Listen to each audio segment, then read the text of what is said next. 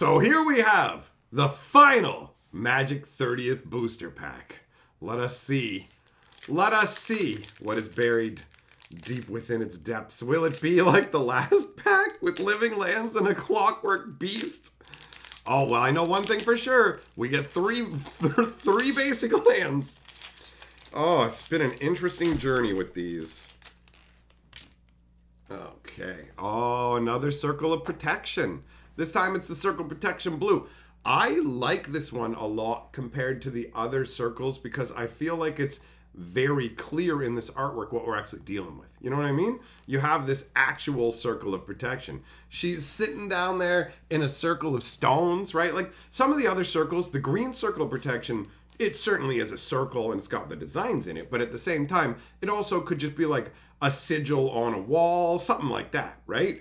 But with this, you've got also the fun of like all the darkness. Wait, are there little like light things here? I never noticed that before. But you got all this darkness around her, but inside specifically, it's lighter in there, right? And it's not like there's a torch or anything. It's literally just lit up in some kind of magical way. Also, just, dude, I don't know. The chick with her like white hair and the crazy green and blue outfit, there's just something really striking in specific about this one to me. I dig it a lot. Although, let's be very clear. This is the worst Circle of Protection. Like, this is the absolutely... Take it from somebody who played a Circle of Protection deck, right? Like, with all of them. This is the worst one. Because back in the day, almost nobody was using most blue creatures. There was like... What was the one blue creature that mattered? Mahamoti, right? You got a fat Mahamoti to Jin. Bam! 5/6 flyer, right? Did Doppelganger stay blue? Nah, it didn't even matter. Nah. It was them fat Modis, bro. Them fat Modis. So it didn't matter. Circle Blue was just whatevs. All right. Then we got Howl from Beyond. This is nutty. I always wondered if this is like supposed to be some human that was like transformed by the Howl, or if it's just some crazy being that like you can just force some unearthly howl through another beast. It's pretty crazy, man. Also, now that I'm looking at the artwork, he really just looks like he's like, you stole my box of cereal. There's just that kind of a vibe. All right. Jump. Look at that, man. What a terrible spell. 1 blue instant. Target creature gains flying until end of turn. And it's like, it's just called jump. So you like, jump sounds like one, you just get 1 leap. And it's like, really? Like, that's it? That's magic? Like, you're going to focus that much for the same amount of magic, I can literally go, well, bam, I can draw 3 cards, right? Like, or I can just make a guy jump, right? What?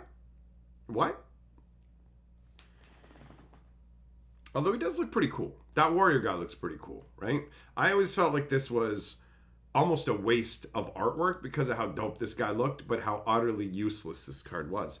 I tried playing it back in the day. We didn't have that many cards, right? But you have to understand in the same set, for the same casting cost, you could get an enchantment that granted flying.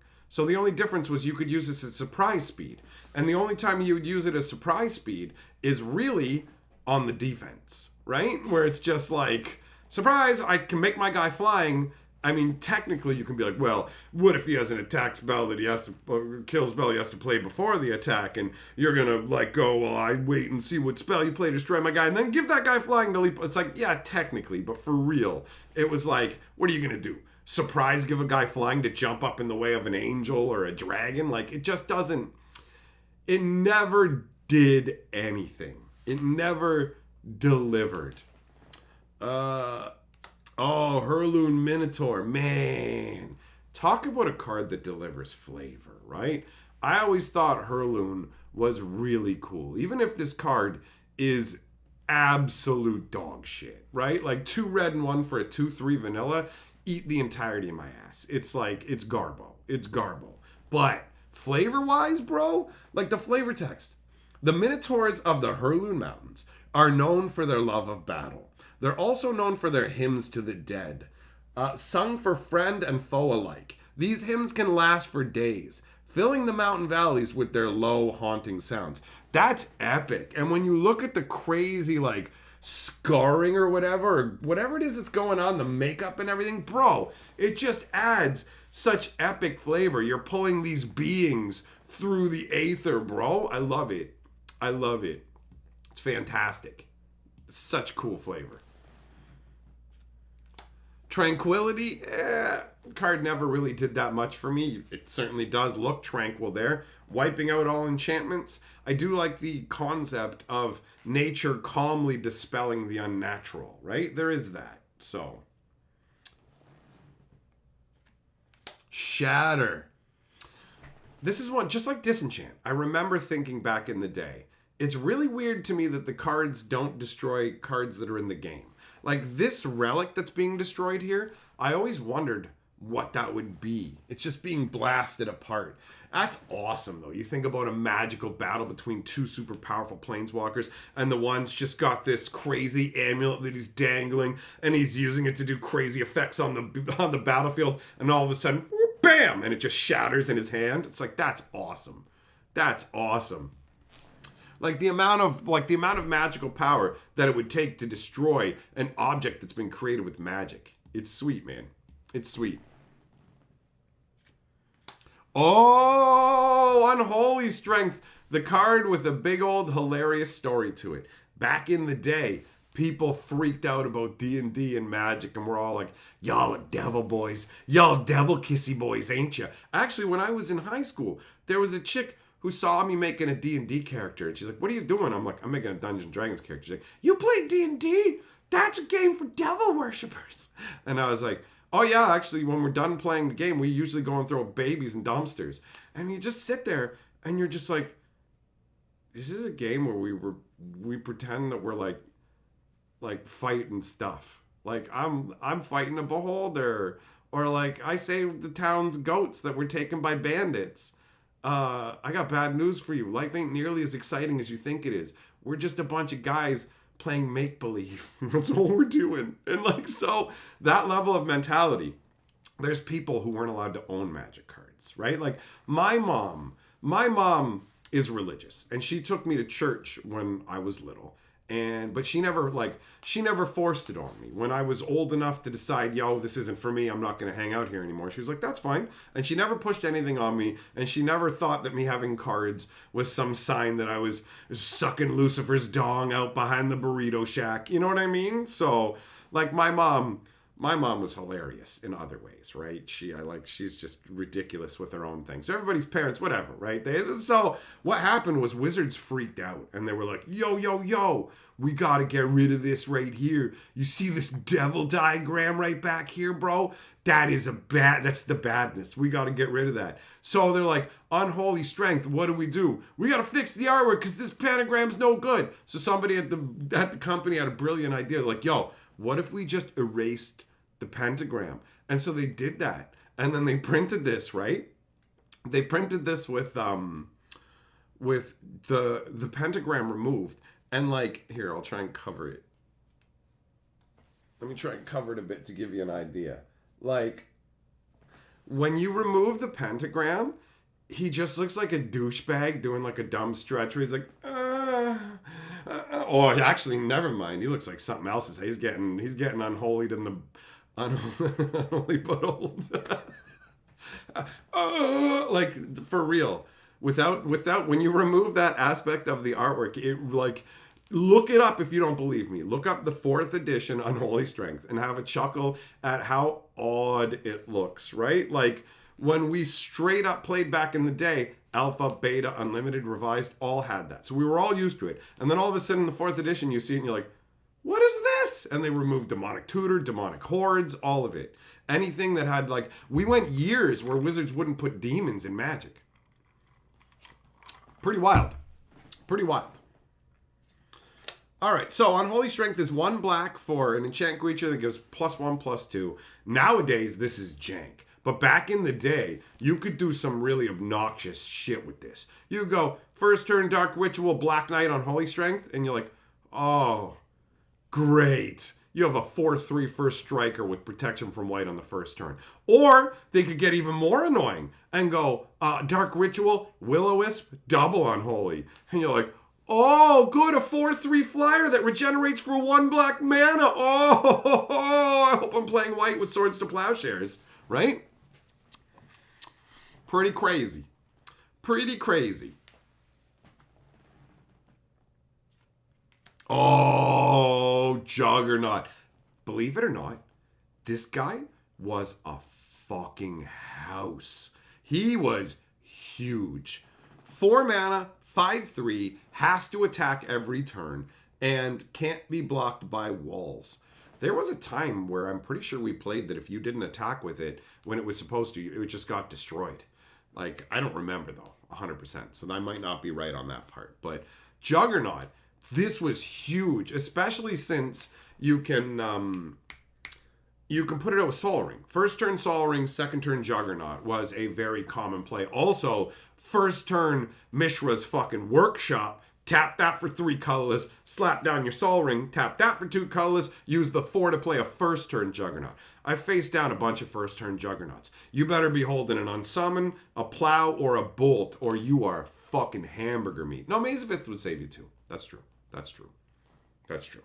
Juggernaut is powerful. And that wall ability would actually sometimes be relevant. Every once in a while, it would hose me. And look at the artwork, bro.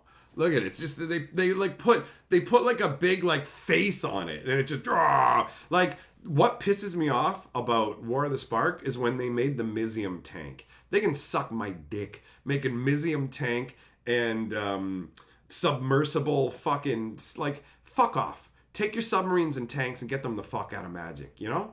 Right? It should have been a Juggernaut. It should have been a Juggernaut. But they're all like, hey, the stupid Fortnite kids, maybe they'll come and play this game if we give them tanks and stuff. Stick to what you're good at. You're not good at trying to rob us. All right. Blue, whoa, this is an anti-blue pack. We got a circle and a ward. The wards sucked. 1 white, they were in all the colors, so you could get one for all 5 colors, right? And it's funny because the way the rules actually work, if you put a white ward on, it gives the creature protection from white. Protection from white means white enchantments fall off of it. So the white ward had to have additional rules built into it that said the protection from white granted by white ward doesn't cause white ward to fall off. So yeah, this is just 1 white, enchanted creature has protection from blue. I tried playing with these too. The only wards that are reasonably okay, red and black, because those were the ones with the best creature kill. And if you could get a red ward, if you could get a red ward on one of your creatures, that would be pretty solid against a red deck that was trying to take you down. But like solid in the barest of senses that you would immediately replace it when you understood more about Magic. It's terrible. It's terrible. Oh, we're in Uncommon Town already. So that's the first uncommon. That's the second uncommon. The third uncommon is Instill Energy. This one's actually kind of cool. 1 green enchant creature. And, oh, that's right. I forgot about that. Instill Energy gives haste. So Instill Energy gives haste. And, oh no, it doesn't. It can attack as if it had haste. So it doesn't have haste, but it's similar to haste. 0 untap. Oh, you can't use its tap ability. That's why it doesn't give haste. Ah, okay. 0 untap enchanted creature. Activate only during your turn and only once each turn. So this was a neat little enchantment that would let you untap your dude, right? But you could do crazy stuff with it. My favorite thing that I ever did with Instill Energy that my friends hated was when I got my hands on a Time Vault. Oh, I love Time Vault. So Time Vault's 2 mana, right? And basically when it comes out, it comes into play tapped. You skip a turn to untap it. You tap it to take a turn. So there's an enchantment called Animate Artifact. I played it on my Time Vault. And then I played Instill Energy on my Time Vault. So now it's a creature that can untap once a turn. So I'm like, I'll untap my Time Vault, tap it to take a turn. Oh, look, it's my next turn. I'll untap my Time Vault, tap it to take another turn. Now you have to understand, guys, for anybody who likes to play infinite turn decks, if you didn't play back in the day, you don't understand. People didn't fold back then. So when you played an infinite turn deck, they would sit there and you would get to do all of your stuff. Like you would literally get to play every single turn. Nobody ever scooped. Nobody scooped in the early days of Magic. Nobody scooped ever. Like it didn't happen. Rage quitting in tournaments every once in a while after a first turn bolted bird. I've seen that. But for real, nobody really scooped for the beginning of Magic. It wasn't a thing. People didn't factor in, let's just move on to the next game. You've won, right? Like, it was more annoying when I didn't want to take all my turns, when I had like a Zur's Weirding lock on them, where I'm like, okay, listen, I have Zur's Weirding out on you, and I can pay 2 life to make it so you can't draw a card, and you have no cards in your hand. And I have 2 Fountains of Youth, so I'm going to gain 2 life every single turn, and I'm going to deny you every single card you draw. And they're like, no, I want to play it out, but not because of like, I want to, like, okay, why? Like, every single turn, tap to pay, can't have it. And so we just did it. And it's like, do you think you're finally going to get a card? Because that's what the guy seemed like. He seemed like he thought there was a way out. It wasn't like a just, I'm going to make you do it. He literally thought there was a way out. And I'm like, no, you're locked in a box. You're done. Anyways, now I've obviously wandered way down the garden path. This is what happens with the old school memories of good times here, right? So, yeah, nobody scooped back then. So I got to go turn after turn with my dumb nonsense. And do you know what I did with my infinite turns, my friends? Do you know what I did? Instead of having a really efficient win combo, I used Cyclopean Tomb to turn all their lands into swamps, and then I put out a Karma so they would take damage equal to the number of swamps they had out. So I would take infinite turns, and then they would still have to take 3 or 4 turns for them to die. I didn't just attack them with creatures or have a Rod of Ruin. I had the most convoluted. It's like, bro, you've built an infinite time box people can't escape from. Yeah, but I gotta let them out after I turn everything into swamps. Just the most ridiculous nonsense. Okay, so it's rare time. It's time to get rare. Let's see what we got. Oh, Aspect of Wolf. This is a jank card. This is worthless. But from a nostalgia perspective, I fucking love Aspect of Wolf so much. This card is, was awesome. Nowadays it sucks dick, but it was awesome, dude. 1 green and 1. You put it on a creature. The creature gets a bonus equal to half of the number of forests you have out. And you round down for power and up for toughness, right? So if you have something simple like 4 lands out, cut that in half. Your dude gets +2/+2. You got 5 forests out, +2/+3, right? It's a little bit clunky in terms of you have to recalculate, but holy fucking shit, man. You slap one of these onto like an Elvish Archers or a Cockatrice or something, and then it's just, oh, I'm coming down from the top ropes. Get it. Giant, love it. Multiple aspect or an Aspect of Wolf on a Timberwolf. Double wolf action with banding. Oh, I love the old days of Magic, man. I love old school Magic so much. It makes me happy. Oh, bro. 2nd turn Elvish Archer. 3rd turn Aspect of Wolf. You got 3 forests out. It gets +1/+2. You have a 3/3 first striker. That was significant, bro. I loved it. Do you know how many people playing Ball Lightnings got so cheesed off that it's like, bro, you better bolt it right now, because once I get some more forests, guess what? Now it's got 4 toughness. You can't even bolt it. Like, and they're just like, oh, I can't believe I have to waste it on this. It's like, that's right. Awesome. All right, let's move into the lands. So we got a Sticky Swamp. We got... These lands never really excited my imagination that much. It certainly does look bereft of life compared to a forest, but like for real, it just never honked my horn full on. You feel me? And then we got a mountain. I was hoping for the cool island, but that's all right.